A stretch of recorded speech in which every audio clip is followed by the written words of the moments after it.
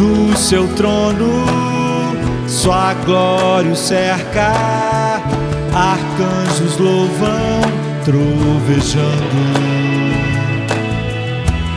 Bênçãos e honra e força, glória e poder sem fim, ao grande Deus e Rei. Santo, santo, santo, o grande Deus temendo, que foi, que é, que há de vir.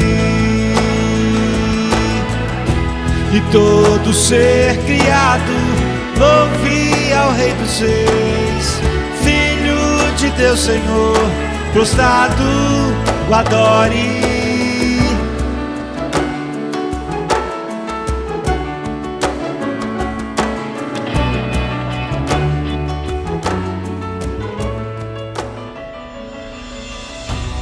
Nós estamos meditando em Romanos 7, não é? E como eu disse inicialmente, hoje é a terceira vez, né, que nós vamos falar sobre Romanos 7. Nós vamos falar 3 vezes, de uma maneira geral, sobre o capítulo 7, e depois íamos olhar para alguns versículos específicos. Mas eu tenho a impressão de que vai ser mais essa maneira geral, antes de entrarmos no específico. Hoje vai ser a terceira, e eu acredito que ainda haverá mais uma vez. Sempre que nós começamos, nós temos que fazer uma certa recapitulação, não é? Mas não podemos demorar muito nisso, porque senão não avançamos. Então, o capítulo 7 de Romanos, né, tem 25 versos, de 1 a 6, fala sobre a relação nossa de morrermos para a lei, para casarmos com Cristo. Essa é o ponto de virada, não é, na vida. Depois Paulo fala no pretérito a respeito do seu passado, do versículo 7 ao 13, a respeito de uma batalha interior, uma batalha de todo homem, uma batalha que não pode ser vencida, uma batalha onde todo homem é derrotado. E depois, a partir do versículo 14, não é, ele começa a falar sobre uma batalha que continua, mas uma batalha que não pode ser mais perdida. Uma batalha que, apesar de continuar, de ser uma dura batalha, de você estar realmente no campo de batalha ainda, essa batalha não pode mais ser, você não pode mais ser derrotado, você é invencível diante dela por causa de algo que Deus fez. Nós ainda temos nos localizado mais na parte inicial. Tenho falado muito a respeito de um livro, né, de Robert Stevenson, O Médico e o Monstro, porque ele baseou nesse capítulo isso, e nós vimos que ele, no livro, ele acerta muito.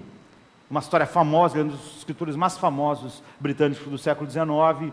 O livro saiu em 1886, ele nasceu em 1840, morreu em 1894, e ele consegue enxergar a batalha que nós não podemos vencer. Mas ele não consegue enxergar mais do que isso, mas ele consegue enxergar o ser humano de uma maneira muito singular. E nós vimos, nos 2 últimos vezes que meditamos a respeito disso, que a visão dele sobre o homem é muito superior do evangelho, do cristianismo da nossa geração. Então, na semana passada, nós falamos um pouco a respeito da razão pela qual o apóstolo Paulo estava escrevendo, chegou nesse capítulo 7, explicando que ele não estava falando algo negativo sobre a lei, mas ele estava falando algo sobre as profundezas do horror da alma humana, e que ali que residia o problema. Então nós falamos que íamos falar sobre 3 coisas que o Stevenson, em seu livro, O Médico e o Monstro, né, estava certo, e depois falaremos no que ele está errado, quando ele não enxergou a batalha que não pode ser perdida. E começamos a falamos o primeiro ponto sobre a maldade, a depravação no coração humano, e o segundo ponto em como esse mal se esconde. E estávamos no meio do segundo ponto, quando paramos. Eu quero então acabar o segundo ponto, e o terceiro, e depois continuarmos ainda visão geral. Não vou ler o texto todo, porque é grande, não é? E Paulo escreveu então Romanos 7. Romanos é a carta mais importante, é a porção mais importante da Bíblia. Todo cristão tem que ler Romanos toda semana. Se pudesse ler mais de uma vez por semana. Romanos tem que estar nas nossas mentes, porque é a essência do Evangelho. Quando nós falamos que a igreja hoje não tem uma visão ainda mais baixa do que Stevenson mostra em seu livro, um livro ficcional, não é? Que não tem relação com a igreja em si, mas que é influenciado por isso e pelo que ele via nele mesmo, é porque a igreja perdeu doutrinas essenciais e que agora nós temos às vezes chamado essas doutrinas de não essenciais. Então nós não conseguimos enxergar a realidade. Como Paulo estava sendo acusado ao falar que a lei não podia fazer determinadas coisas, que a lei não podia, e que pelo contrário ela produzia algo oposto daquilo que o homem pensa ao olhar para si mesmo de uma maneira enganosa. Alguém podia achar que ele estava falando algo negativo sobre a lei, e ele está dizendo, no capítulo 7 ele escreveu para dizer, é o homem, não é a lei. A lei é justa, santa e boa. Então, qual é o objetivo de Paulo no capítulo 7, do versículo 7 ao 25? Vamos fazer um resumo aqui, para a gente nos situarmos em Romanos, já que nós começamos a meditar no capítulo 7, não é? Paulo tinha dito desde o início que a lei de Moisés e a lei de Deus escrita nos nossos corações, ela é impotente para duas coisas essenciais que nós precisamos. É impotente para nos fazer justos e é impotente para lidar com o mal dentro de nós. Ela é impotente para nos tirar da posição que a lei nos coloca, mas também é impotente para tratar do mal que está dentro de nós. Ou seja, um criminoso, ele tem um problema com a lei, mas ele só tem um problema com a lei porque ele tem um problema dentro dele que faz ele ter esse problema com a lei. E Paulo diz, olha, a lei é impotente para nos declarar justos diante de Deus, e é impotente para nos tornar justos diante de Deus. Ou seja, não só a declaração que nos liberta da culpa, mas também do poder e da contaminação do pecado dentro de nós. Então ele diz que nós somos pecadores por natureza e portanto a lei nos condena, e a lei, além de nos condenar, ela atiça em nós, dentro de nós, mais pecados em vez de nos purificar. Então o resumo disso tudo é que o livro de Romanos, que é o livro mais importante, não é? O pináculo para nós conhecermos o Evangelho, é a declaração de que o problema fundamental do universo é que as criaturas humanas, os homens, nós, toda a sociedade, todos nós pecamos, e todos nós somos pecadores por natureza, e nós carecemos da glória de Deus, e esse pecado nos colocou debaixo da ira de Deus, da ira infinita de Deus, de um Deus que é onipotente. Então há um problema em nós, uma condição chamada pecado, e há uma consequência para esse terrível problema que há em nós, chamado pecado, que é a ira de Deus. O pecado suscita a ira de Deus. É impossível a ira santa de Deus não se levantar contra o pecado. É o que Paulo começa a falar. Então, o que ele diz é que nós temos uma culpa real, e todas as pessoas, todos os homens que estão nascendo agora, carregam essa culpa real que suscita a ira de Deus.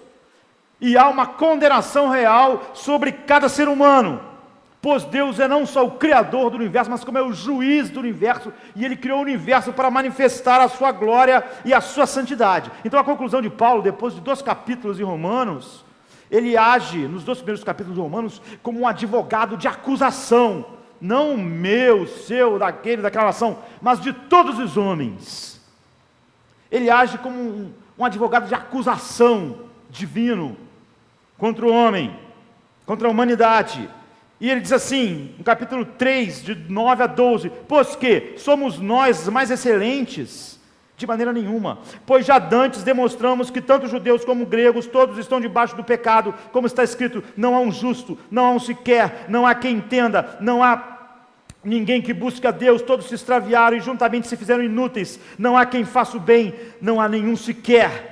E em Romanos 3, 22 e 23 ele diz, isto é, a justiça de Deus pela fé em Jesus Cristo, para todos e sobre todos os que creem, porque não há diferença, porque todos pecaram, e todos estão destituídos da glória de Deus. Então, todos pecaram, todos estão destituídos da glória de Deus. Essa é a definição bíblica de pecado. É uma definição que a igreja da nossa geração perdeu. E é só por isso que nós podemos abraçar, eu diria, evangelhos alternativos. O pecado fala sobre algo em relação a Deus e não em relação aos homens. O pecado faz nós não manifestarmos e não refletirmos de volta a glória de Deus. E nós então somos destituídos desta glória. Então, quando Paulo descreve o pecado, o clímax do pecado do povo judeu, ou seja, o povo que tinha a Bíblia, não só do mundo pagão que não conhecia Deus, ele diz assim no versículo 24 do capítulo 2, porque como está escrito, o nome de Deus é blasfemado entre os gentios por causa de vós. Então, o nome de Deus não é exaltado por causa de vocês. Ou seja, essa essência, esse é o mal supremo, é a indignação final do universo. É por isso que a ira de Deus é despertada. O pecado não fala sobre nós, fala sobre Deus, a respeito de Deus. A glória de Deus, Paulo está dizendo, não é honrada no mundo. Os homens que respiram, se movem, existem em Deus, não honram a glória de Deus. A santidade de Deus não é reverenciada no coração do homem. Pelo contrário, não é? Ela é de todas as maneiras vilipendiada. A grandeza de Deus não é admirada no mundo. As pessoas podem admirar qualquer coisa no mundo, qualquer parte da criação, homens, coisas. As pessoas podem admirar qualquer bobagem, o esporte, mas a grandeza de Deus é a única coisa que não é admirada no coração do homem, na sociedade. O poder infinito de Deus, que faz nascer o sol, cair a chuva, que sustenta a vida, esse poder de Deus não é louvado diariamente, continuamente. A verdade de Deus não é buscada. Os seres humanos cospem na verdade de Deus. Eles dizem, nós vamos guiar os nossos próprios passos. Nós não nos interessamos na verdade de Deus. A verdade de Deus não é buscada. A sabedoria de Deus, então, ela não é estimada por nós. Porque se nós víssemos a sabedoria de Deus como ela deve ser vista, nós íamos reverenciar a sua vontade. A beleza de Deus, ela não é valorizada, sequer ela é vista. Nós olhamos e nos encantamos com a beleza do que Ele criou para apontar para Ele, mas não com a beleza dEle. E nós não saboreamos a bondade de Deus. Nossos corações batem, o nosso organismo funciona, nós comemos, nós vivemos, nós recebemos filhos, nós casamos, nós vivemos longos anos, mas a bondade de Deus, que só recebe de volta o oposto disso, o oposto da adoração, essa bondade não é saboreada por nós. É o que Paulo está dizendo, a fidelidade de Deus não é crida, de tal maneira que nós sempre questionamos Deus, questionamos.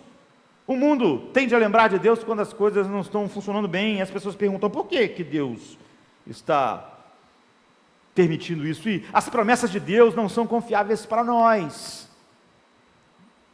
Mesmo nós várias vezes estamos pensando e questionando a promessa de Deus, como se ele não fosse confiável, como se alguma vez ele tenha falado algo que ele não fez.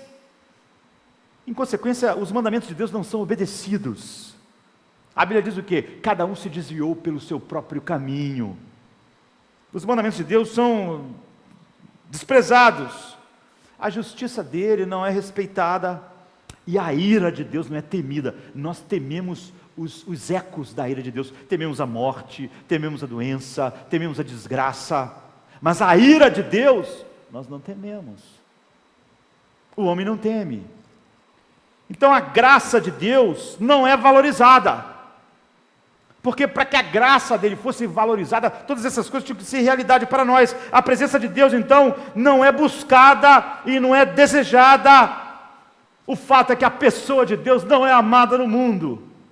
Ele veio ao mundo e nós o matamos. Então o infinito, todo glorioso, Criador do universo, a razão pela qual existem todas as coisas, como diz Romanos 11:36, porque dele, por ele e para ele são todas as coisas. Glória, pois, a ele eternamente, amém. Esse Deus que mantém todas as pessoas vivas, não só como algo que deu corda em algo que faz, não, faz cada batimento, cada divisão celular, cada respiração, como Atos 17:25 diz, nem tampouco é servido por mão de homem, como que necessitando de alguma coisa, pois ele mesmo é quem dá a todos a vida e a respiração e todas as coisas. Esse Deus, a Bíblia diz, Paulo diz na sua acusação, é desconsiderado, é desacreditado. Esse Deus é desobedecido, ele é desonrado não por alguns, mas por todo o mundo. Ele é ignorado. Essa é a indignação final do universo. Essa é a causa da ruína. Perder isso é perder a razão pela qual, por exemplo, como igreja, nós existimos. E é muito fácil perder esse início avassalador do livro de Romanos. Então, quando você perde isso, você se torna... olhe para o mundo à nossa volta, olhe para a igreja como ela se parece com aquilo que causa indignação simplesmente a ela. Porque as pessoas podem se tornar emocionalmente e moralmente indignados com a pobreza, com a exploração do ser humano, com o preconceito, com a injustiça, todas essas coisas. E, ao mesmo tempo, não sentir absolutamente nada a respeito de todas essas coisas, uma indignação por Deus ser totalmente ignorado.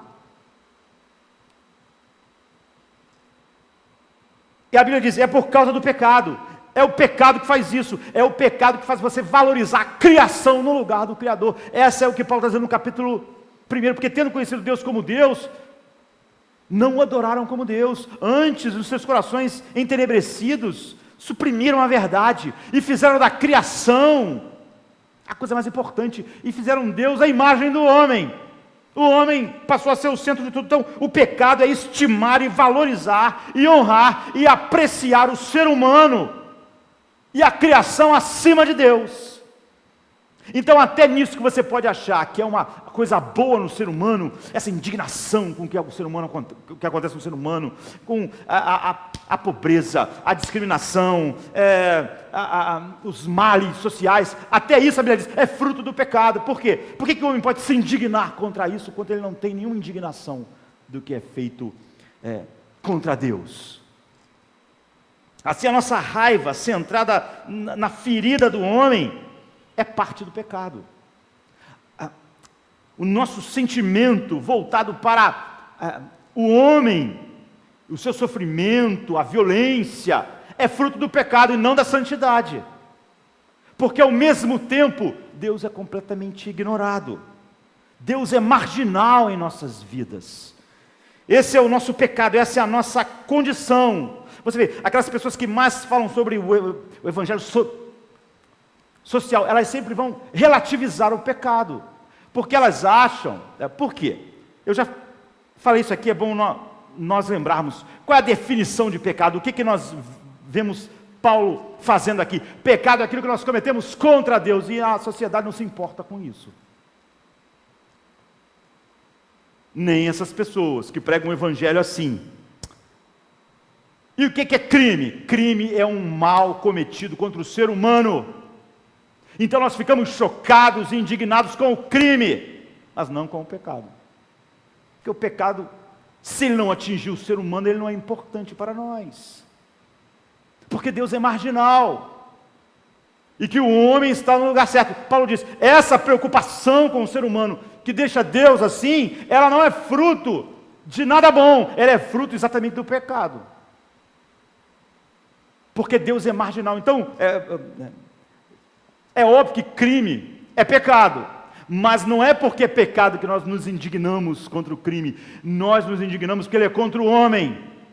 Então, pessoas assim, que pregam um evangelho, falam em Jesus, e no social o tempo inteiro, você vê, tem muito pouco de indignação pela glória de Deus. É tudo isso, é tudo homem. Paulo diz, isso é fruto do pecado, e não da santidade, porque a santidade primeiro, em toda essa acusação de Paulo, ele fala, a glória de Deus foi roubada, seu nome não é valorizado, esse é o problema do ser humano.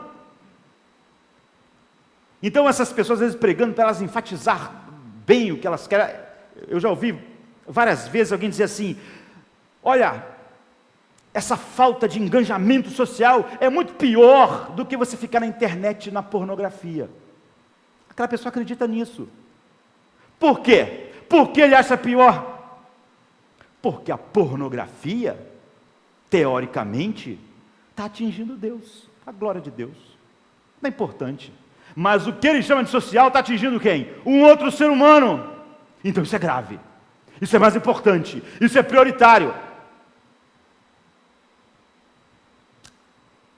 As consequências dessa condição desse Deus ser marginal em nossa vida, é a ira de Deus. Então Paulo diz, portanto a ira de Deus é revelada do céu contra toda impiedade. Ou seja, impiedade é viver como se Deus não existisse. Piedade é a consciência da presença de Deus. Impiedade é viver de uma maneira em que não importa. Deus não importa para nós. Portanto, a ira de Deus é revelada do céu contra toda impiedade e injustiça dos homens, que suprimem a verdade pela injustiça. Porque tendo conhecido Deus, versículo 21, não glorificaram como Deus, nem lhe renderam graças, mas os seus pensamentos tornaram-se fúteis, e os seus corações insensatos se obscureceram. Você vê, ele está falando sobre Deus, sobre a glória de Deus, é isso que faz a ira de Deus fluir. É óbvio que o mal que um homem faz a outro homem é pecado, mas não é por isso que os seres humanos ficam indignados, porque o centro daquilo que é pregado por essas pessoas, daquilo que as pessoas sentem, não é a glória de Deus, de tal maneira que tudo que é exatamente contra só Deus é relativizado.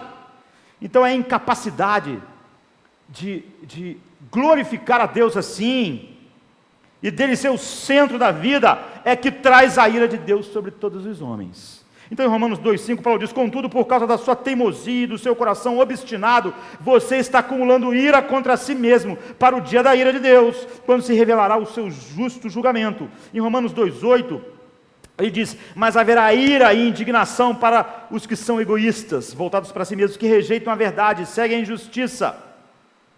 Então Paulo diz, todos estão encerrados debaixo do pecado.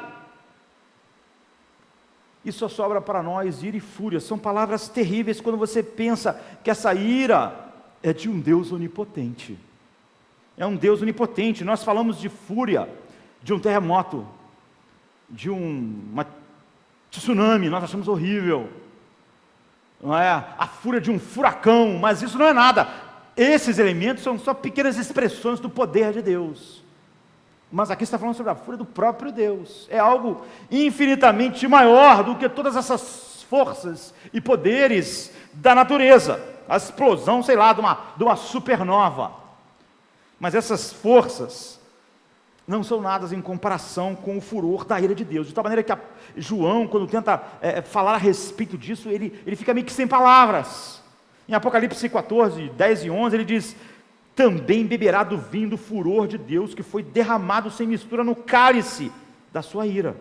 será ainda atormentado com enxofre ardente na presença dos santos anjos e do Cordeiro Cristo, e a fumaça do tormento de tais pessoas sobe para todo sempre, para todos os que adoram a besta e a sua imagem, e para quem recebe a marca do seu nome não há descanso, de dia e de noite. Não há nada mais terrível do que a realidade da indignação infinita de Deus, de um Deus eterno, porque essa ira é eterna, interminável, onipotente, totalmente justa, totalmente santa, e essa é a consequência do pecado, a menos que nós consigamos de alguma forma não estar debaixo dessa ira. É exatamente isso que Paulo passa a dizer: a lei não pode te livrar dessa ira. A lei não pode tirar a sua culpa, e depois, além dela não poder tirar a sua culpa, ela não vai poder tirar o mal dentro de você que gera a sua culpa e coloca você nessa condição. Então, a menos que nós consigamos ver isso com clareza em nossas mentes, nós vamos pensar em Deus e reduzir o amor de Deus para sentimentalismo. Melhorar um pouco o mundo, melhorar um pouco a sociedade, nos dar alguns anos melhores, um casamento melhor. Nós vamos pensar que Deus existe só para melhorar a nossa vida, melhorar a cidade do Rio de Janeiro que está fazendo 450 anos, melhorar a sociedade do Rio de Janeiro, dar uma vida melhor para essa cidade. Nós vamos reduzir Deus a isso. Quando nós perdemos esse peso, a recuperação, a recuperação social do Rio, Deus não vai ser para nós um tesouro infinito e precioso e tremendo, em que desprezá-lo, aquilo que Ele criou para a sua glória, gera toda essa realidade. Então aqui há o ponto de mutação. A lei de Deus não pode santificar você, não pode justificar você, não pode tirar você debaixo dessa ira, e nem pode tirar de dentro de você aquilo que gera essa culpa e essa ira. Então Paulo diz assim em Romanos 3,19: sabemos que tudo o que a lei diz, o diz àqueles que estão debaixo dela, para que toda boca se cale e todo mundo esteja sob o juízo de Deus, ou seja, todo mundo seja condenável diante dele. Então ele começa a pensar, não é? Que algumas pessoas, ao não entenderem o buraco que o ser humano está, o horror da alma humana, pode pensar que ao receber a lei de Deus, ele pode usar a lei de Deus para sair debaixo dessa ira, ou seja, ser justificado, e para tratar do problema dentro de si. E é exatamente da onde a igreja humanista da nossa geração, partindo da filosofia e não da realidade, diz, as pessoas dizem assim: se há uma lei é porque nós podemos cumprir, mas tudo que a Bíblia diz é o oposto. A lei não só não pode justificar, ela não pode santificar, e ela vai fazer, à medida que você conhece ela, você se torna pior. Não é que você simplesmente não pode fazer o que a lei. E algumas pessoas dizem: se Deus falou tem uma lei é porque nós podemos cumprir. É o oposto. É isso que Stevenson, em seu livro, pôde ver melhor. A lei de Deus, ela não consegue acertar, ela não pode acertar a sua relação com Deus no que diz respeito à sua culpa. Então Paulo diz assim em Romanos 3,20: portanto ninguém será declarado justo diante dele baseado na obediência à lei, pois é mediante a lei que nos tornamos plenamente conscientes do pecado. Ou seja, a lei vem para que nós nos tornamos conscientes disso. Você não pode ser absolvido pela lei, você não vai ser absolvido pela lei, você vai ser condenado pela lei. A lei diz todas essas coisas sobre todos os homens, e também você não pode ser transformado por ela. Você está naquela guerra de Romanos 7-13, que é a guerra que você não pode vencer, que é a única coisa que Stevenson conseguiu ver. Então a lei de Deus não pode justificar e não pode santificar. Então Romanos 3-7 é para isso, para mostrar isso. Deus enviou o seu Filho, e se alguém no mundo vai estar numa relação diferente com Deus, vai ser por causa da união com Cristo. E se alguém no mundo vai ser o seu interior transformado, dando frutos para a glória de Deus, é por causa da união com Cristo. A lei não pode produzir nenhuma coisa nem a outra. Ele só vai ter glória, de novo, assim, a sua vida só vai glorificar a Deus de novo nessas bases, na justificação e na santificação. E todas essas coisas, para esses dois problemas básicos, o remédio é Cristo, é a união com Cristo. A lei não pode resolver isso. Então você escapa da ira de Deus como? O remédio de Deus para isso é a justificação. É uma declaração de que você não é mais culpado. Então isso, quando você pensa em como mudar a sua família, seu filho, você, as pessoas, a sociedade, você nunca pode pensar em mudança no ser humano real sem primeiro tratar do problema de que ele é culpado diante de Deus. Ele não pode ter uma relação com Deus. A primeira coisa tem que ser isso. Antes de qualquer coisa mudar em nós primeiro já temos que estar fora e não estar mais debaixo da ira de Deus. E nós temos que ser contados como justos, para que Deus possa se relacionar conosco, para que Ele possa então operar a outra parte. Então, antes que haja qualquer transformação em alguém, a primeira coisa que tem que acontecer é isso. E é isso que dá início ao processo de transformação. Então, a justificação, ela precede a santificação. Na verdade, essa é a única forma, é o único caminho. Então Paulo diz assim em Romanos 3, 24, 25, sendo justificados gratuitamente por sua graça, por meio da redenção que há em Cristo Jesus, Deus o ofereceu como sacrifício para propiciação mediante a fé pelo seu sangue, demonstrando a sua justiça. Em sua tolerância havia deixado impunes os pecados anteriormente cometidos. Tudo aqui é fundamental para você caminhar na verdade do Evangelho. Primeiro ele diz, justificados. E isso é fundamental, é mel para nós, porque ser justificado é ser declarado justo diante de Deus, ou seja, é Deus atribuir a culpa infinita que está sobre nós, em seu Filho, e atribuir a vida perfeita que Ele viveu em 33 anos a nós, jogar a ira sobre Ele, e atribuir a justiça positiva dEle a nós, e nos declarar justos. Então, justificados, a segunda coisa que Paulo diz é justificados gratuitamente. Ou seja, isso é gratuito, é um dom de Deus, nós não merecemos. E isso não é uma resposta, a justificação de Deus nunca é uma resposta ao que você fez, a algo que você mereça. Justificados gratuitamente por sua graça. Então Paulo introduz essa coisa que é maravilhosa, ele diz, existe poder assustador e infinito, que é a ira de Deus, mas existe um outro poder maravilhoso, infinito também, que se chama graça de Deus, e só a graça pode lidar com aquela coisa chamada a ira de Deus. É um impulso no coração de Deus para com aqueles que Ele deu a Cristo, livrando e libertando eles da sua própria ira, da sua própria justa ira, sendo então justificados gratuitamente por sua graça, por meio da redenção. É a próxima coisa. Redenção é a linguagem da escravidão, nós somos escravos. E Ele nos liberta e nos tira de debaixo do peso da escravidão e da condenação, sendo justificados gratuitamente por sua graça, por meio da redenção, que é o que há na lei, não, que há em Cristo Jesus. Ele é o fundamento da justificação. Só Ele. É isso que Paulo ensina.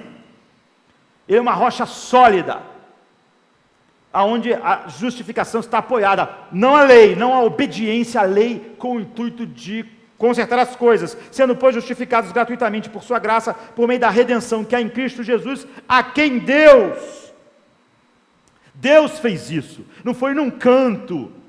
Deus fez isso sobre Pôncio Pilatos. Deus fez isso no momento da história. É um fato histórico. Há centenas e centenas de testemunhas, sendo, pois, justificados gratuitamente por ação de Deus, não é? Por sua graça, por meio da redenção que há em Cristo Jesus, Deus o ofereceu como propiciação. Nós ficamos meses pela manhã, na escola dominical, estudando propiciação, expiação. Ou seja, propiciação é o sacrifício que tira o homem de debaixo da ira que ele merece. Ela propicia a ira de Deus. Então Cristo absorveu, ele se tornou maldição. Não é que Jesus é para nós um escudo, a ira de Deus vem e ele é um escudo que desvia, não. Ele não é um escudo, ele absorveu a ira, ele recebeu a ira infinita sobre ele mesmo, para a sua igreja. Então, sendo justificados gratuitamente por sua graça, por meio da redenção que há em Cristo Jesus, Deus ofereceu como sacrifício para propiciação pelo seu sangue. É isso. Isso significa que Cristo morreu pela sua igreja. Um sangue como o nosso, do Filho de Deus, 100% Deus, 100% homem, foi derramado nesse mundo por causa de nós, para propiciar a ira de Deus sobre nós, pelo seu sangue, por meio da fé. Ou seja, nós somos beneficiários da graça por causa do dom de Deus, que abre os nossos olhos para vermos as maravilhas de que Ele é e daquilo que Ele fez em seu Filho, não é? É um presente, é um dom. Paulo diz assim em Romanos 5,17, porque se pela ofensa de um só a morte reinou, por esse, muito mais os que recebem a abundância da graça e o dom da justiça reinarão em vida, por um só, Jesus Cristo. Só por causa dele, só por causa. Você não acrescenta 1 centímetro, não é que ele fez 99, alguma coisa, você entrou com aquela partezinha só, você não entrou com nada, por meio de um só, somente pela fé que nós recebemos, pelo dom que Deus nos deu, como diz o apóstolo Paulo em Efésios 2,8, porque pela graça sois salvos, por meio da fé, e isso não vem de vós, é dom de Deus. Assim a justificação é o ato de nós sermos contados como justos, mesmo nós sendo ainda pecadores, e nunca mais estarmos, é por isso que lá no início do capítulo 8 ele vai dizer, nenhuma condenação há para os que estão em Cristo Jesus. Então essa é a melhor coisa do mundo, é você agora, só a partir da justificação, você conhece um Deus sem ira. As únicas pessoas que estão numa relação com Deus, que não é com Deus irado, é quem está em Cristo. Todas as pessoas que não estão em Cristo estão numa relação assim. Então isso é maravilhoso. Você conhece então um Deus cheio de graça, por causa de Cristo, só por causa dele. E você não está mais debaixo daquela ira. Esse é o remédio de Deus para a nossa condenação, justificação. E agora, depois que nós temos esse remédio, Deus vai tratar da nossa contaminação. Porque nós estamos debaixo dessa culpa por causa de algo que aconteceu dentro de nós. Enquanto isso não é feito, isso não é mudado, nós estamos naquela guerra que não pode ser vencida, do versículo 7 ao 13. Mas agora não, a santificação é a solução de Deus para a contaminação. Então a justificação não é uma transformação, você não é transformado, não acontece nada em você, é só a declaração de Deus, como um juiz no tribunal, de que você é inocente, de que você é justo. Então só a partir daí, o Deus Santo pode começar a trabalhar em você, para transformar você na imagem de Cristo. E isso acontece, a justificação, num piscar de olhos, e nunca mais é feita de novo, é uma vez e para sempre. É por isso que Paulo diz, nenhuma condenação há. Então começa esse processo, porque Deus habita em nós, Ele começa a mudar o nosso interior, um princípio de vida foi colocado dentro de nós, um princípio invencível. Ainda há uma guerra, mas agora a guerra não pode mais ser perdida, e Cristo é a chave, não só para a justificação, Ele é a chave para a santificação, e é isso que Paulo vai falar em Romanos 6, em Romanos 6,19, por exemplo, ele diz, assim como vocês ofereceram os vossos membros, os membros dos seus corpos à escravidão, à impureza e à maldade, que levam ao pecado, ofereçam-nos agora em escravidão à justiça, que leva à santidade. Mas como? Como pecadores justificados vão sendo transformados mais e mais à imagem de Cristo, através de morrer para a lei e estar casado com Cristo. A Bíblia diz assim, em Romanos 7,4, assim, meus irmãos, vocês também morreram para a lei, por meio do corpo de Cristo, para pertencerem a outro, aquele que ressuscitou dos mortos, a fim de que venhamos dar frutos para Deus. Todos os que são justificados, eles querem agora frutificar para Deus, eles querem glorificar, eles não existem mais para a desonra de Deus, e eles sabem que o pecado desonra a Deus, eles querem frutificar, mas essa frutificação, o Espírito Santo vai usar a lei para nos mostrar, porque a lei é a expressão do caráter de Deus, mas não é a lei que faz isso. Por quê? Porque a lei só pode revelar ela não tem o poder, é a união com Cristo. Quando nós estamos unidos a Cristo, o poder dessa união opera em nós frutos para Deus. Que frutos? Gálatas 5, 22 e 23 diz: amor, alegria, paz, longanimidade, benignidade, bondade, fidelidade, mansidão, domínio próprio. Ou seja, todas as coisas contra as quais o apóstolo Paulo diz: não há lei. O poder da união com Cristo vai gerando frutos para Deus, porque foi para isso que nós fomos justificados, para dar frutos para Deus. São esses frutos do caráter de Cristo. Então, o Espírito Santo nos leva e nos mostra a lei de Deus, mas não está na lei o poder, mesmo depois, que nos transforma. É a união com Cristo que gera esses frutos. Não por nós estarmos casados com a lei, ou seja, nós não estamos mais numa relação legal com Deus. Nós morremos para a lei, casamos com Cristo. A lei nunca mais é um meio de nós acertarmos as coisas com Deus e sermos aceitos. Agora ela é um instrumento que o Espírito Santo usa, mas que é o poder que está em nós, pela união com Cristo, que nos transforma em algo contra a qual não há lei. Por quê? Porque é a expressão daquilo que Deus é. São esses frutos. Então Jesus Cristo, ressuscitado dentre os mortos, nós somos colocados nele, casados com ele, morremos para a lei, nos apegamos a ele, confiamos nele como um tesouro infinito. E Deus, como tudo que nós queremos glorificar, essa união matrimonial que faz de nós um com Cristo, gera essa transformação através da habitação do Espírito Santo em nós. Então, nós chegamos aqui na batalha que nós não podemos perder. Você vê, quando você perde tudo isso, nós perdemos tudo isso que Paulo falou. É porque alguém estava dizendo: então há um problema na lei, porque se a lei faz isso tudo, eu, ao ouvir a lei, além de não poder cumprir a lei, ela manifesta o meu pecado e ela atiça mais pecado em mim. Ou seja, ela opera a morte, ela faz o pecado ficar mais poderoso. Alguém então começou a dizer que Paulo estava falando algo contra ele. Ele está dizendo: não. A partir de agora, no 7, o problema é o homem, é a depravação total. É por isso que nós estávamos meditando na semana passada sobre como, quando as pessoas dizem que essas doutrinas não são essenciais, não entenderam o Evangelho. Essa doutrina, sem ela, sem a depravação total do ser humano, você não tem nada do Evangelho. Você perde tudo. Então Robert Stevenson, ele entendeu isso. Ele fala sobre o Dr. Jekyll e Mr. Hyde, e nós vimos a respeito disso. Ele se baseou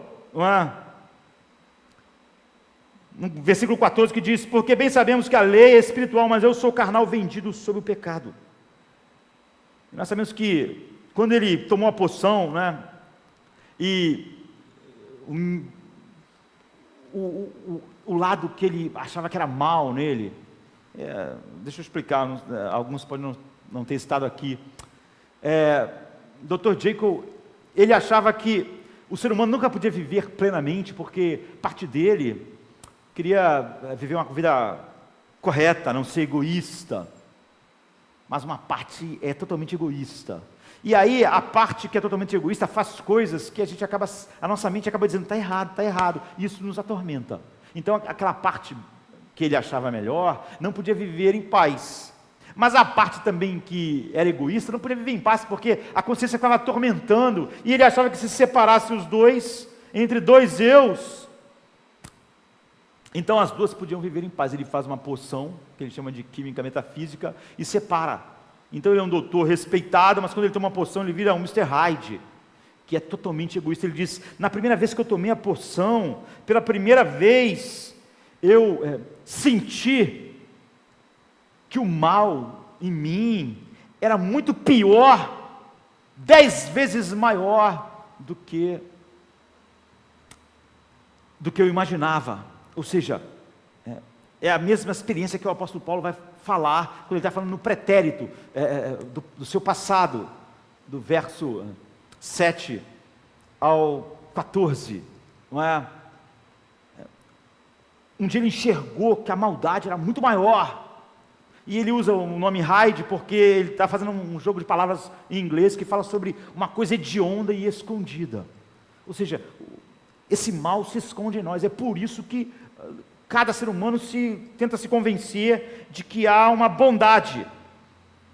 Então a primeira coisa que Stevenson estava certo, que nós vimos, é que há esse mal. É isso que Paulo está falando do capítulo 1 ao 7. O problema não é a lei, é o homem, ele é totalmente depravado. Foi isso que nós vimos. A segunda coisa é que o Mr. Hyde, é que o mal ele se esconde. Nós achamos que há coisas mais, mas achamos que lá no fundo nós somos pessoas boas. Mas então ele vai descobrindo, à medida que o livro vai se desenrolando, que o mal é muito mais maior do que ele imaginava. Mas então depois ele descobre que o mal não é só maior, é muito mais poderoso. E é aí que nós paramos, e nós vimos como a doutrina mais desprezada é a doutrina da depravação total do homem, pelo mundo e pela igreja. Por quê? Porque só quando você contempla a Deus, você pode ver.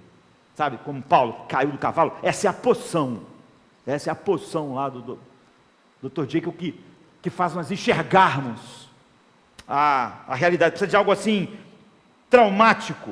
Então todas as religiões do mundo são baseadas na autojustificação, de que o ser humano pode fazer alguma coisa a respeito dos seus problemas, da sua maldade interna e da maneira com que ela afeta a vida, e de que o homem pode de alguma maneira fazer coisas para se acertar com Deus e merecer de alguma forma a vida, o perdão e se salvar. Todas as religiões, o cristianismo, essa é a doutrina distintiva, mas a igreja de hoje não tem essa doutrina distintiva, ela é igual a todas as religiões, simplesmente o homem tentando consertar o mundo, consertar a si mesmo, fazendo o máximo, porque ela não tem aquela visão da razão pela qual a ira de Deus se manifesta, da glória de Deus que Paulo vem dizendo. Então Paulo escreve para mostrar, no capítulo 7, a profundidade disso. Eu lembro que nós paramos, exatamente quando estávamos falando, em Isaías 1, 5 e 6,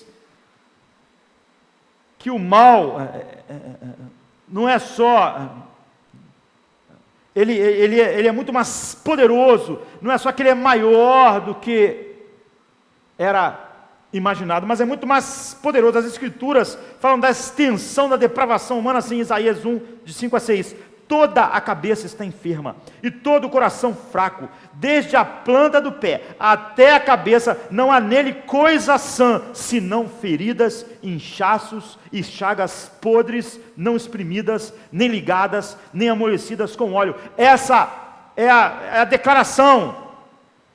Então, depravação total fala do pecado tão profundamente nos infectando, que nenhuma parte do nosso ser está livre, nem nossa mente, nem nossas afeições, nem nosso coração. Estamos totalmente mortos espiritualmente. E eu lembro que eu falei rapidamente no fim, de que muitas vezes a gente olha para os seres humanos e nós achamos que é óbvio que aquilo ali é pior do que esse e esse, mas que a diferença não é uma diferença essencial. É como se alguém tivesse morrido hoje, e aquele ali morreu ontem, e aquele ali morreu há 2 dias, e aquele lá há 1 semana. Se nós entrarmos e abrirmos a geladeira com cada um deles, nós temos uma reação diferente. Esse aqui acabou de morrer, parece que está dormindo. Esse aqui está fedendo. Aquele está insuportável, como as irmãs de Lázaro. Ele já morreu há 4 dias, cheira mal. Depois disso, mas qual a diferença entre eles? Não há diferença essencial. Todos estão mortos. Aquilo é só a condição do operar da morte, mas não há nenhuma diferença. Todos vão andar por aquela mesma linha do tempo. Nossa incapacidade é total. Também porque não há absolutamente nada em nós, é isso que Paulo está dizendo, que possa ganhar a nossa salvação, ser o ponto onde nós firmamos o pé. Não sobrou uma parte do nosso ser, nem nossa mente, nem nosso coração, nem nossas afeições, nem nossos sentimentos. Você vê, nós vimos hoje Paulo falando que mesmo a nossa indignação contra o mal, contra o homem, é fruto do pecado. Por quê? Porque ela não é a indignação, primeiro, de que a glória de Deus é roubada. Nós colocamos o ser humano em primeiro lugar. E nós achamos realmente que qualquer coisa contra o ser humano, o que definimos como crime, é muito mais sério do que pecado.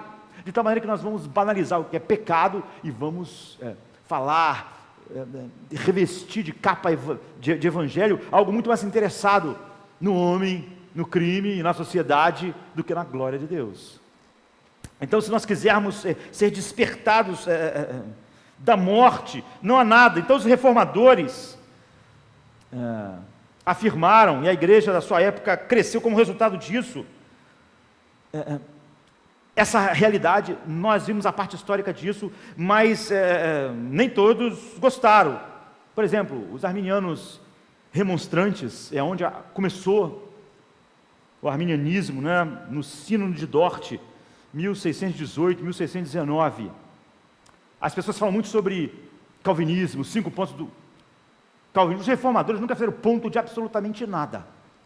Simplesmente falam sobre todas essas doutrinas que estão em Romanos, a respeito da depravação total humana, da sua incapacidade, da Deus justificando por graça, de que Deus não deve nada a ninguém, para que todos sejam condenáveis diante de Deus, que ninguém vive para a glória de Deus, que ninguém pode se salvar. São as doutrinas bíblicas, de como a graça nos resgata. Então os reformadores não fizeram 5 pontos disso, 5 pontos daquilo, mas os remonstrantes, eles questionaram essas verdades por causa do humanismo, como é hoje. A psicologia virou evangelho, a autoajuda virou evangelho, algo totalmente voltado só para o homem, social virou evangelho. Então eles questionaram. Então houve um sínodo em Dort, numa cidade da Holanda, que começou em 13 de novembro de 1618, em que esses remonstrantes fizeram apresentaram ao governo da Holanda esses pontos. Então foi o arminianismo que apresentou 5 pontos, dizendo: o homem não é totalmente depravado, portanto não é necessário uma eleição incondicional, não é necessário um chamado eficaz, porque o homem é livre, se ele quiser ele vai.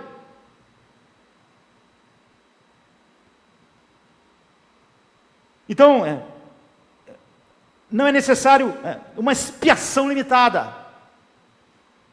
ou seja, uma expiação que de fato pague a culpa e tire a ira de Deus sobre o homem, porque se a expiação é feita de fato, não há condenação, porque foi tirada. Se a expiação foi feita pelo mundo inteiro, ninguém mais tem condenação. Isso só podia gerar universalismo.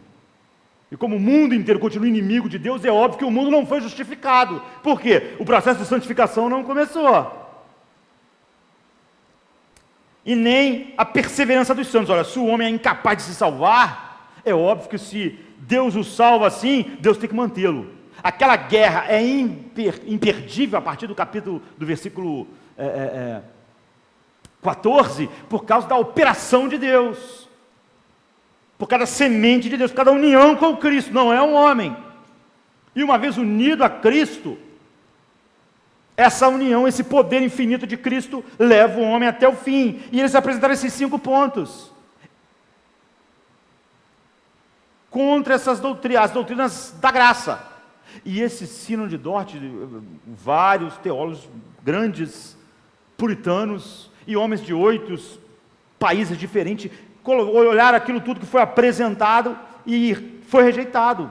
E foi produzido um documento, que é o Sínodo de Dort, que é os cânones de Dort. E apelidaram esse documento de 5 pontos do calvinismo. Mas o Calvino já está morto há um tempão. Não há 5 pontos de nada apresentado pelos reformadores. Quem apresentou os 5 pontos, nessa ordem, foram as pessoas que questionavam as doutrinas bíblicas. E a resposta foi um vasto material bíblico com tudo que Paulo diz, por exemplo, em Romanos e Efésios, em todas as suas cartas, e o que João diz, o que os evangelhos dizem, o que a Bíblia inteira diz. E reconhecendo o estado caído e impotente do homem, além da graça de Deus. É o que Paulo está tentando mostrar aqui em Romanos 7. Não é a lei, o problema é que o homem, a lei desperta no homem o pior, mostra a sua maldade, mas não só mostra a maldade, o homem fica mais mal, para que o pecado se tornasse muito mais maligno. Ele usa aquilo que é bom, justo e santo e só atiça no homem algo mal. O coração do homem é tão impotente, tão incapaz, não é só que ele não pode obedecer, é que ao olhar, ele quer fazer o oposto. Além de não poder obedecer, cada vez que ele vê, ele quer fazer mais o oposto. É isso que Paulo diz, a cobiça, ela gera em nós todo tipo de cobiça. Então, os arminianos, para resolver a ideia, o dilema, não é? Disso eles criaram, falaram a respeito de algo chamado graça preveniente. Agostinho falava sobre isso, ou seja, a graça que opera antes em nós, mas não assim. O que eles dizem, o que eles tentaram ao enfrentar o dilema, é que Deus, tá bom, todos os seres humanos estão mortos, mas Deus dá uma graça a todos os homens, para que todos os homens vejam a beleza de Deus, a glória de Cristo, todas as coisas. E aí cada homem, todos os homens que viram isso, que veem isso por causa da graça preveniente para todos os que vão decidir por eles mesmos, sem nenhuma ajuda, sem nenhuma operação especial, se eles querem ou não aceitar. É claro que não existe nenhum versículo bíblico que diga sobre isso. Uma graça que abra o coração, ressuscite todos os seres humanos, faz todos os homens. Jesus diz, sem nascer de novo, o homem não pode nem ver o reino de Deus. O homem odeia a luz, o homem ama as trevas. Quando Paulo fala sobre a nossa conversão, ele diz, o Deus desse século cegou os homens, mas o Espírito de Deus brilhou em nós. Em quem? Só naqueles que ele chamou.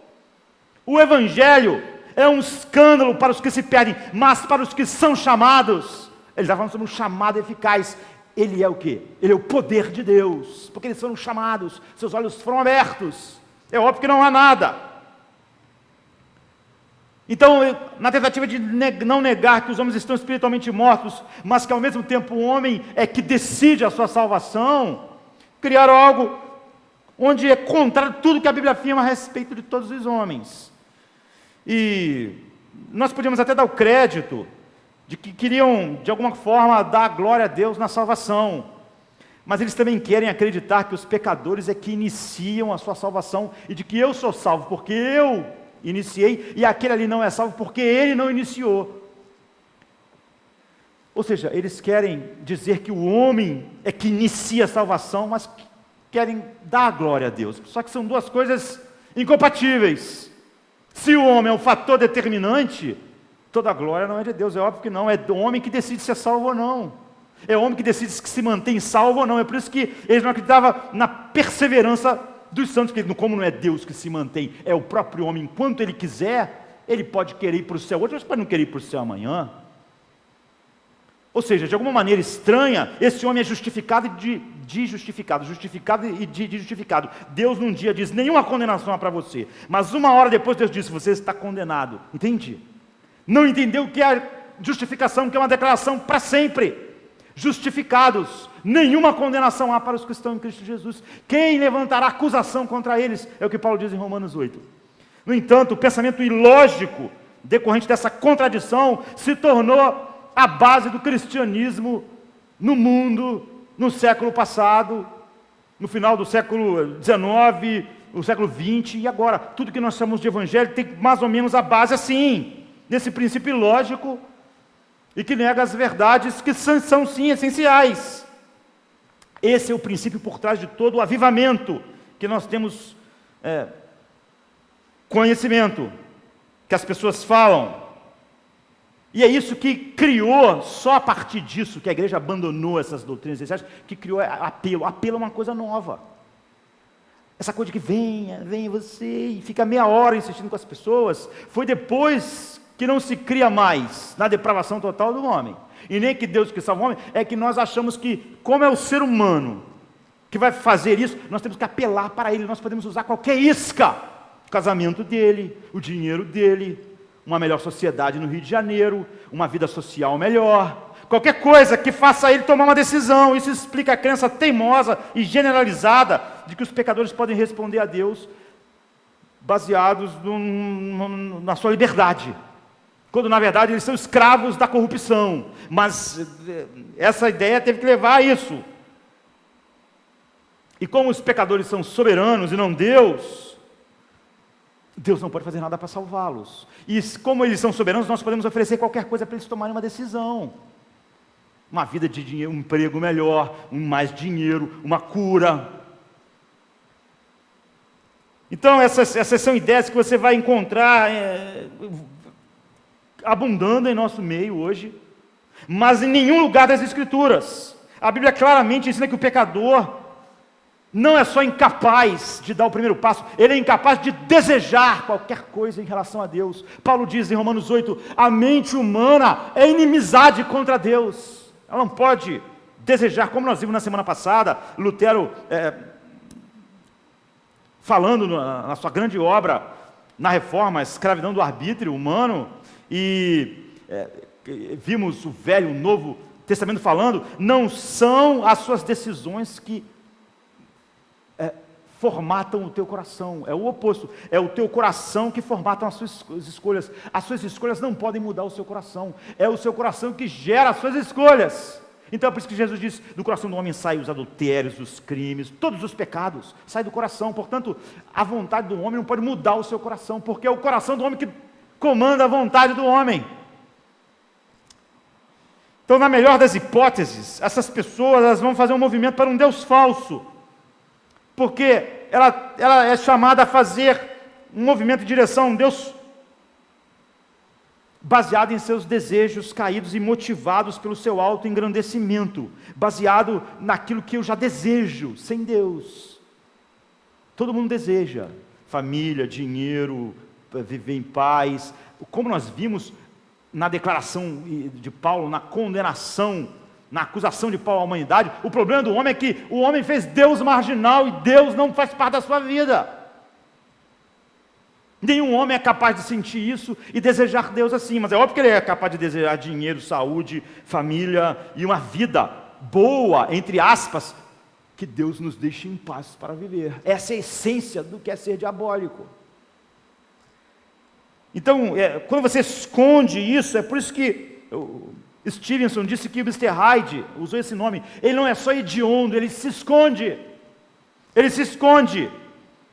Então a regeneração não é sinérgica, ou seja, não há uma cooperação do homem com Deus, ela é monergística.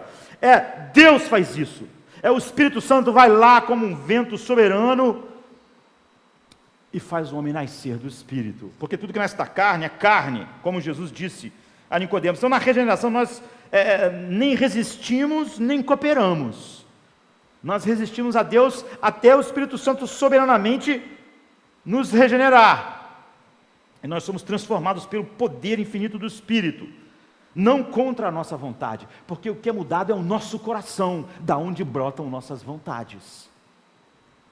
No instante que Ele faz a mudança no nosso coração, nós queremos Deus. Essa é a essência da nova aliança. A promessa era essa: eu lhes darei um coração para me obedecer. Essa aliança não será com a outra, em que a lei foi escrita em tábuas de pedra, mas eu lhes darei um coração para jamais me abandonarem. Eu vou lhes dar um novo coração. Então não é contra a vontade. Como falamos, nossas escolhas não determinam nossos corações determinam nossas escolhas. Quando o Espírito Santo soberanamente nos regenera, nos dá um novo coração, nós escolhemos. É por isso que a batalha, que depois nós vamos ver em alguns detalhes, ela passou de ser a batalha que nós não podíamos ganhar, do versículo 7 ao 13, quando Paulo está falando a respeito dele no passado, e quando ele começa a falar a respeito dele no presente, a batalha que nós não podemos perder. Nós não podemos perder por causa disso, porque Deus fez isso.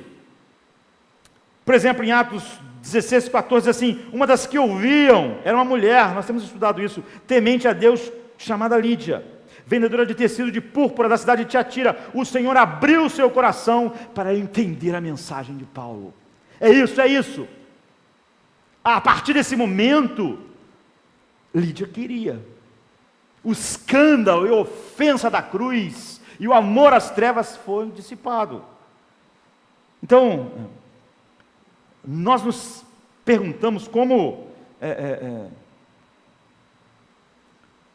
as reuniões em que os homens tentam treinar avivalistas. Como é que um texto assim, tipo 2 Timóteo 2, 24 a 26, pode ser lido, não é?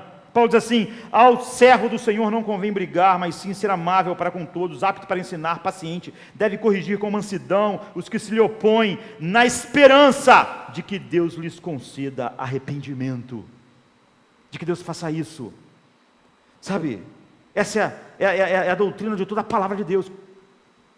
Como eu disse, as doutrinas da salvação, da graça, não são doutrinas que os reformadores listar um ponto ou outro. É aquilo que a Bíblia diz sobre o homem e aquilo que a Bíblia diz sobre Deus, para que o homem seja salvo. Como Deus justifica o homem, como Deus santifica o homem, como Ele tira o homem daquela batalha em que ele não pode vencer, para a batalha que ele não pode perder, morrendo para a lei e unindo ele a Cristo, para dar frutos para Deus. Então Tito 3, 3 a 7 diz: houve um tempo, todo mundo que está fora de Cristo, houve um tempo em que nós também éramos insensatos, desobedientes, vivíamos enganados e escravizados por toda espécie de paixões e desejos e prazeres. Vivíamos na maldade e na inveja, sendo detestáveis e odiando-nos uns aos outros.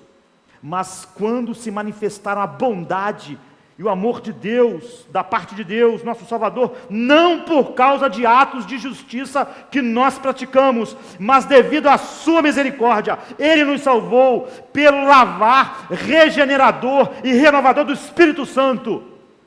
Não por nada que nós éramos odiáveis, detestáveis, nós éramos tudo aquilo, mas Ele nos salvou, não por nada que nós fizemos, mas pela sua misericórdia. De que maneira? Pelo lavar regenerador do Espírito Santo. O Espírito Santo nos regenerou, que Ele derramou sobre nós generosamente, por meio de Cristo, nosso Salvador. Ele o fez a fim de que, justificados por sua graça, nos tornemos seus herdeiros, tendo a esperança da vida eterna.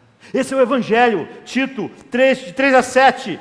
Essa é a doutrina, não é criada por alguns reformadores, não são pontos, é a realidade sobre o homem. Não são doutrinas, essa é o coração do Evangelho. O livro de Romanos é o livro mais importante. Todo cristão, ou ele entende o livro de Romanos, ou ele não entendeu o Evangelho. O que podemos fazer em resposta a isso é viver para a glória de Deus. Nós estamos unidos a Cristo, produzindo frutos para Deus, os frutos do Espírito, contra os quais não há lei. Por quê? Porque nunca ele está contra a lei, porque a lei é a expressão do caráter de Cristo. O fruto do seu caráter é exatamente aquilo que está em consonância com aquilo que ele diz. Mas nós não somos santificados nem depois de regenerados. Ao olharmos para nem depois de regenerados, a lei tem o poder de nos santificar. É a união com Cristo que nos dá esse poder de gerar frutos.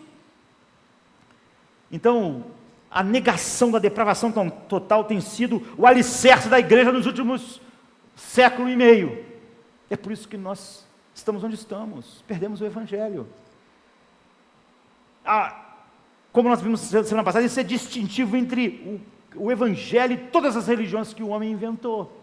Porque todas as religiões que o homem inventou partiam do próprio ser humano, desprezava a Deus. A Paulo não diz que a religiosidade, muitas pessoas veem a religiosidade humana como algo bom, uma expressão da bondade, não está vendo? Mas pelo menos aquela pessoa, ela tem uma religiosidade. Mas a Bíblia diz ao contrário, isso é porque não se rejeitaram a Deus, criaram para si imagens e começaram a cultuar, inventaram um Deus. A religiosidade humana é uma expressão da sua depravação, da sua insistência em não adorar ao verdadeiro Deus, e não da sua bondade. E com isso, no meio disso, surgiu tantos movimentos, o liberalismo teológico, agora há pouco tempo, movimento emergente, em que o cristianismo não passa daquilo que todas as outras religiões são. Você pode tirar Cristo, a cruz, a justificação, e ainda continua, faça o bem ao próximo, vamos melhorar um pouco aqui, vamos melhorar a sociedade. Aquilo é tudo que se tem, tudo que sempre teve. Não há nada sobre a substância do Evangelho. Você pode abandonar. E outro dia eu vi um pastor dizendo: eu não sou mais evangélico. Ele estava denunciando a teologia da prosperidade, que é um câncer. Mas esse pastor, o que ele prega também não é centrado em Deus, na glória de Deus, nunca. É totalmente centrado no ser humano. Então a denúncia que ele estava fazendo é vazia. Ele diz: eu não sou mais evangélico porque por causa da teologia da prosperidade. Mas só o que ele faz é tão distante do evangelho quanto isso, porque não é centrado em Deus, nem na glória de Deus. Você nunca vai ver ele pregando algo que seja focado em Deus, em sua glória, na ira de Deus contra o pecado, e como Deus deve ser glorificado por nós. Ele só consegue ver aquilo que Deus quer, naquilo que nós podemos fazer de bem para o outro ser humano. E tudo gira em torno disso, tudo gira em torno do ser humano, não tem nenhuma relação com tudo que Romanos diz. Então os gurus de todos esses movimentos, na verdade são nuances diferentes da mesma coisa. Todos têm um arminianismo incipiente, inerente, mesmo quando diz que é reformado. É óbvio, sabe? Foi exatamente esse pensamento que levou as pessoas a pensarem que, para me salvar jovens, eu tenho que fazer uma coisa que jovem gosta. Se eu acreditasse nas doutrinas bíblicas, isso não faz a menor diferença. Deus pode abrir o coração de Lídia e pode abrir o de Timóteo, que é um garoto, e de uma senhora que é vendedora de púrpura, quer dizer, tem uma empresa. Porque é o Espírito que faz isso. Deus pode chamar um cara como Paulo, que é um terrorista, que era um terrorista religioso, e pode salvar alguém no extrato oposto. Ele pode fazer isso. Devemos reconhecer que o pecador caído odeia o verdadeiro Deus. É a declaração que o apóstolo Paulo está fazendo em todas as linhas do livro de Romanos.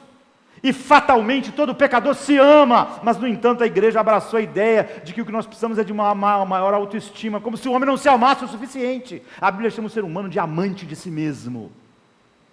Todo ser humano se ama, mais do que tudo. Isso nunca é um problema para o ser humano.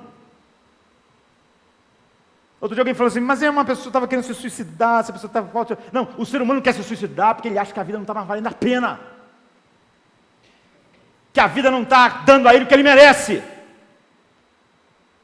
É por isso, não é porque... É porque ele é totalmente centrado nele. Se tudo tivesse como ele queria viver.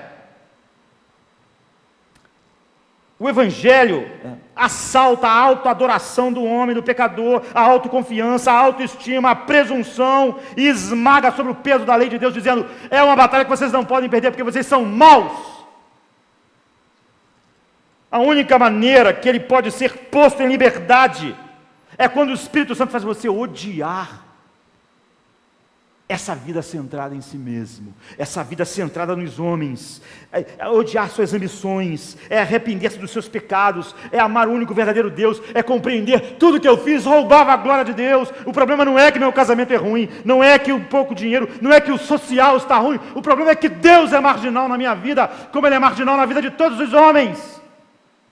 Esse é o problema. Só quem chegou a esse ponto se converteu de verdade, porque é isso que a regeneração faz. É óbvio que você não precisa de apelo para isso. A Bíblia convida o homem a ver a verdade, se arrepender e se humilhar diante de Deus. Nunca ela apela para os seus apetites, para os seus desejos. Porque o que Deus deseja para você é óbvio que não é o que você deseja. Você, não o homem, naturalmente, todos nós, naturalmente, éramos, como Paulo declarou lá em Tito, odiáveis, amando a nós mesmos, escravos dos nossos prazeres, até que Deus, misericordiosamente, não por algo que havia em nós, nem por resposta a nós, nos salvou pelo lavar regenerador do Espírito Santo. Essa é a mensagem, segundo a qual Deus desperta o pecador e o conduz ao arrependimento e à fé, e nunca apela por aquilo que já escravizava o ser humano: o amor ao dinheiro, o amor a si mesmo, o amor às suas coisas, a ideia de que Deus existe para servi-lo, a ideia de que existe um Deus, e só é aceitável um Deus que é centrado nos homens, um Deus que vai servir a sociedade. e não uma sociedade que foi feita para a glória de Deus. Mas eu posso dizer, a sociedade não vivendo para a glória de Deus não é um problema, o problema é o crime. Eu devia ver que o problema é um crime, porque a sociedade não está vivendo para a glória de Deus. Mas isso não é importante para mim, porque eu vou minimizar o fato da glória de Deus estar sendo roubada e vou estar totalmente focado no sofrimento que o crime ou que essas desigualdades fazem no homem. Se isso fosse tirado, tudo estaria muito, muito bem. Estaria tão ruim quanto antes. Seria um inferno o mundo sem nenhuma dessas coisas. Nunca pensem que um ser humano numa situação melhor dá mais espaço para Deus, ou se interessa mais por Deus. A inimizade era a mesma que ele tinha antes, continua depois. Olhe para as pessoas que não estão morrendo de câncer agora, ou que não estão, que têm dinheiro, ou que estão podendo se divertir. Elas estão mais susceptíveis a Deus. É óbvio que elas não estavam quando não tinham. O homem não está susceptível a Deus nem quando ele está com saúde, nem quando ele está doente. Quando ele está doente, ele está susceptível a ser curado, não a Deus. Essa é a dependência. O homem é totalmente egocêntrico. É por isso que Stevenson, quando foi falar sobre o Mr. Hyde, ele disse, ele era totalmente egocêntrico, totalmente mau. E totalmente mau era isso. Então a pregação suave que nós temos hoje, ela gera pessoas duras para Deus, pessoas que podem passar a vida inteira na igreja, mas continuaram duras para Deus. Deus continua sendo marginal. Elas pensam em Deus tão somente em termos de homens. A glória de Deus nunca é o centro daquilo que está girando a vida delas. Se você pregar um evangelho suave, você vai ter pessoas duras e tão egoístas quanto 20 anos atrás, quando elas ouviram o evangelho, porque elas não conhecem o evangelho. Se você pregar a dura verdade, o Espírito Santo quebra os corações e converte homens de quem ele chamar. E eles veem a glória de Deus. É isso que Pedro fez, por exemplo, em Atos 2,37, ele pregou, vocês mataram o Rei da Glória. E a Bíblia diz que algumas pessoas procuraram Pedro, bastante pessoas, mas a multidão era enorme, e falaram, nossos corações estão traspassados, o que nós vamos fazer? Eles estavam dizendo o seguinte, nós estamos sentindo a culpa, como nossas vidas realmente é uma afronta a Deus. Eles sentiram, nossos corações foram traspassados pela verdade, como uma lança, como uma espada. Essas pessoas têm um novo coração para Deus. Eles creram no Evangelho, é isso. Se você quiser ver as pessoas responderem, nunca mude a mensagem, de grupo para grupo, de faixa etária para faixa etária, de pobres para ricos, de ricos e pobres, de brasileiros e não brasileiros. No interior de todos os corações, todos os homens são iguais. Mas Paulo, ele abordava às vezes as coisas a partir de princípios diferentes, dependendo de quem é. Por exemplo, quando ele falava com gentios, ele não falava sobre o Velho Testamento, ele falava sobre o Deus Criador. Mas ele falava sobre a mesma coisa, o Criador. É por isso que a denúncia em Romanos é contra o povo que tinha a Bíblia, contra quem não tinha, para que ninguém todos estivessem debaixo do juízo de Deus. E quando ele falava com o judeu, ele podia começar pelos livros de Moisés, mas Paulo foi de país a país, grupo a grupo, pregando o Evangelho, essa mesma verdade.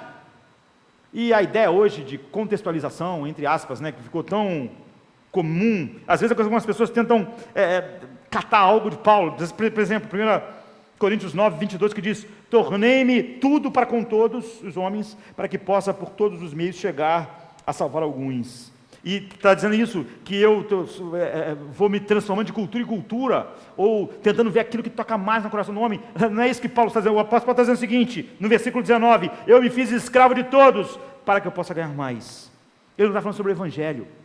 Ele está falando sobre, não está falando sobre se tornar, escolher as coisas mais socialmente aceitáveis, porque a sociedade é composta por aqueles homens que não amam a Deus. Tudo que ela acha aceitável não tem nada a ver com a glória de Deus, a santidade de Deus. O que ele está dizendo é o seguinte, eu não me poupei, eu fiz escravo de todos, eu não me poupei de nenhum. sacrifício para pregar essa verdade, esse evangelho ofensivo. Ele disse assim: eu me propus a pregar tão somente Cristo e este crucificado. Ele está dizendo o seguinte: se isso me custou prisões, se isso me custou cuspe, se isso me custou ser apedrejado, se isso me custou o meu nome ir para o lixo, se eu apanhei, se eu fui odiado, se eu fiquei na cadeia, se eu sou condenado à morte, eu não me importo. É isso. Eu nunca coloquei eu mesmo como um obstáculo. Se eu fosse apanhar de cidade em cidade, isso não era um problema para mim. Eu ia lá e ia pregar o evangelho, que faz eu apanhar de cidade em cidade. Porque eu não me importei, eu me fiz escravo de todos. Nesse sentido, Deus nos ajuda a ser fiel, assim, na pregação do evangelho, sem medir as consequências. É sobre isso que ele está dizendo. Então, os cristãos em geral, pastores, como eu, ainda mais nós, todos nós como cristãos, os pastores de uma maneira ainda mais pesada, nós somos as únicas pessoas no mundo, vamos deixar só os pastores por hora, mas é óbvio que isso diz respeito a todos os cristãos, que não somos responsáveis por nenhum dos sucessos. É isso. Nenhum sucesso pode ser acreditado a um pastor, nenhuma salvação, nenhuma alma, nenhuma bênção, nada no reino de Deus. Só pode ser atribuído a nós todos os fracassos. Todos os fracassos são nossos. Todos os sucessos, todas as salvações, todas as vidas que são transformadas foram feitas por Deus. Em todas as outras áreas da vida, o sucesso é acreditado ao engenheiro que construiu, que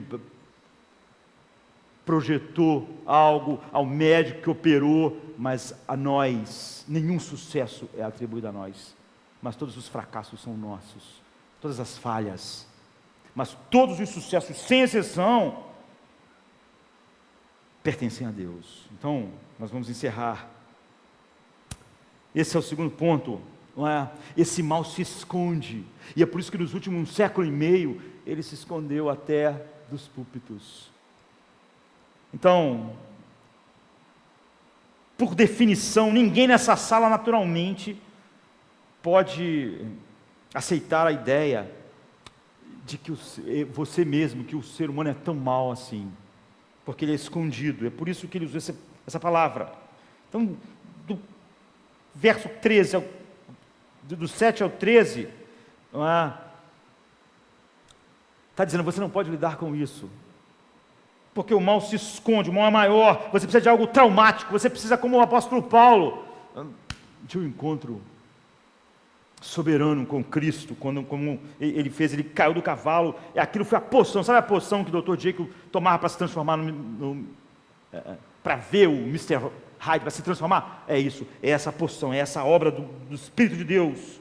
Então Paulo, ele disse: eu achava que eu era virtuoso, que eu era bom, e eu persegui os cristãos, eu fazia isso tudo. Um dia eu via, a lei de Deus deixou claro para mim, de que eu fazia isso por glória, pelo meu nome, eu fazia isso para comprar a minha salvação. Era o pecado que me impulsionava, não era nada bom em mim.